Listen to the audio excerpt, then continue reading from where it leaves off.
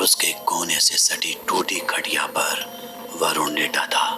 अपनी फूलती सांसों को संभाले न जाने कौन से ख्वाब में गुम था। शायद वो कोई सपना देख रहा था, कोई ऐसा सपना जिसका हकीकत से फासला अब केवल नाम मात्र ही बचा था। तभी अचानक उसकी आंखें खुली। उसके माथे पर दिख रहा पसीना और पुतलियों पर तैरता पानी ये सबूत थे कि हो ना हो उसके जहन ने किसी अनजान और गुमनाम खौफ से तारुफ किया है। उसके होठों पर बस एक ही लफ्ज बार बार लौट रहा था, वो था वो पानी वाला राक्षस। उसका पूरा बदन अब आग सा तप रहा था। शरीर पर बुखार इस कदर हावी था मानो चमड़ी पिघला ही देगा। तो उसने जैसे तैसे खुद को संभाला और माँ को जाकर सब कुछ बताया। माँ हैरत में थी। वो समझ चुकी थी शायद अब उसका बेटा हमेशा हमेशा के लिए उससे दूर जाने वाला है। माँ बुरी तरह डरी हुई थी, लेकिन हिम्मत बांधे उसने अपने परिवार के पंडित को बुलाया। कुछ ही वक्त का इंतजार और पंडित उस कमरे में दाखिल हुआ। उसका दायां पैर उस कमरे की जमीन पर पड़ने के साथ ही उसे महसूस हुआ कि यहाँ सब कुछ सही नहीं है। कोई गुमनाम सी परछाई है जो वरुण के पीछे है। उसने वरुण को अपने पास बिठाया और पूछा, कल रात तुम कहाँ थे? वरुण अब भी सदमे में था। खौफनाक सी आवाज उसके कानों में गूंज रही थी। पंडित ने फिर अपनी बात दोहराई, कल रात तुम आखिर थे कहाँ? इस बार वरुण के शरीर के रोंगटे खड़े थे। उसकी आवाज में डर था। उसने अपनी लड़खड़ाती जबान से बोला, वो पानी वाला राक्षस। ये सुन पंडित के कान खड़े हो गए। उसके चेहरे के भाव ये साफ जाहिर कर रहे थे कि उसने कुछ ऐसा सुना है जो शायद उसे नहीं सुनना चाहिए था। पंडित ने वरुण से पूछा, क्या तुमने सही में उसे देखा? इस पर वरुण रोते हुए चिल्लाया, हाँ मैंने उसे बहुत करीब से देखा। पंडित ने अब उससे एक एक वाकया तफसील से पूछना शुरू किया। वरुण ने बताया कि वो बुरी तरह से नशे की सद में चला गया है। जब भी रात में उसकी माँ सो जाया करती, वो उठकर घर के बाहर एकांत में शराब और सिगरेट का सेवन करता है। पिछली रात भी वो यही करने वाला था, लेकिन फिर अचानक उसने महसूस किया कि कुछ अनजान सी हंसने की आवाजें बाहर की इस शांति के बीच गूंज रही हैं।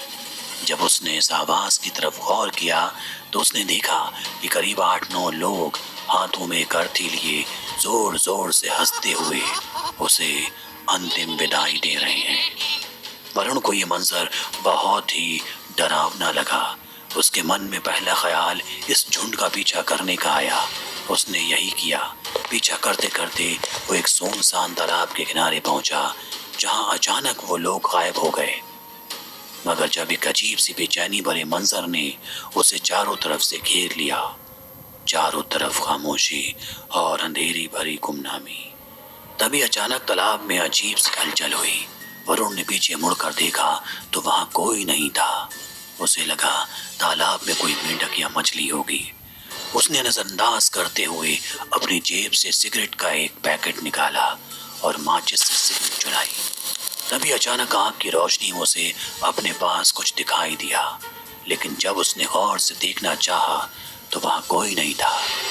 उसे लगा कि शायद ये सब उसके मन का वहम है, और फिर उसने सिगरेट का एक कश लिया।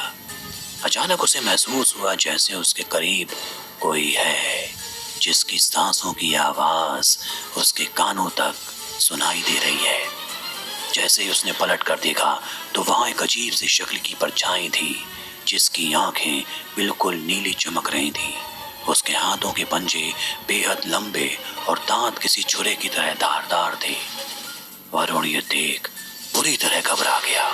वो कुछ समझ पाता इससे पहले ही वो परछाई वरुण के बेहद करीब पहुंच चुकी थी।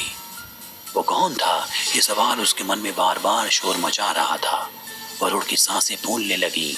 उसने आज से पहले ऐसा कुछ नहीं देखा था कि तभी उस परछाई का एक हाथ वरुण के सीने पर पड़ा और उसके नाखूनों से एक गहरा घाव उसके सीने पर छप गया। वो अपनी पूरी ताकत लगाकर वहां से भागा, लेकिन वो जितना भी तेज भागने की कोशिश करता, वो परछाई उसके बेहद करीब आती जा रही थी। तभी कुछ ही देर में वो अपने घर पहुंच गया और वहां जाकर चादर ओढ़ कर लेट गया और फिर सुबह हो गई। अपने बेटे की आप बीती सुन माँ बेहद परेशान थी। उसने पंडित से पूछा कि आखिर ये क्या है, क्या वरुण सच कह रहा है? तब पंडित ने खुलासा किया एक ऐसी खौफनाक कहानी का जिसे सुनकर पूरी तरह से सभी सहम गए। पंडित ने बताया कि उनके बाबा बताया करते थे कि कई साल पहले गांव के इस तालाब में एक राक्षस का बसेरा है।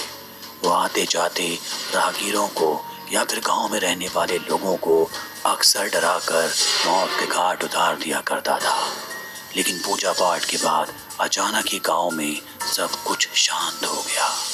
सबको लगा कि सब ठीक हो गया है, लेकिन कल रात वरुण के साथ जो कुछ भी हुआ, ये इसका सबूत है कि वो राक्षस फिर लौट आया है। साथ ही पंडित ने वरुण की माँ को समझाया कि अपने बेटों को अब संभालने का वक्त आ गया है। वो कभी भी किसी भी वक्त तुमसे दूर, बहुत दूर जा सकता है, क्योंकि उसने इस राक्षस को अपनी आंखों से देखा है। कुछ समय तक सब कुछ सही रहा, लेकिन फिर एक सुबह उसी तालाब के किनारे वरुण की लाश तैरती दिखी। वो वहां कैसे पहुंचा, उसे वहां किसने पहुंचाया, ये सारे सवाल आज भी सवाल है और शायद इसका जवाब किसी को कभी ना मिले।